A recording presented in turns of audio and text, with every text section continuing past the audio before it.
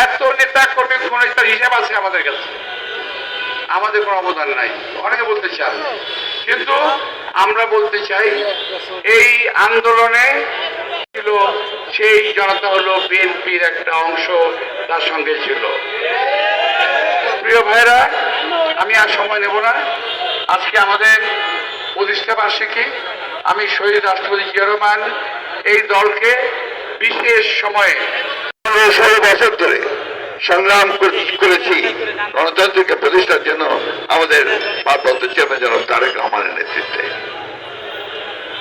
বাংলাদেশের জাতীয়তাবাদী দল এখন নিঃসন্দেহে বাংলাদেশের সর্ববৃহৎ রাজনৈতিক দল। এবং আপনার যে কথাটা মির্জা আব্বাস সাহেব বলেছেন, গত 15-16 বছর ধরে আমরা যে সংগ্রাম করেছি,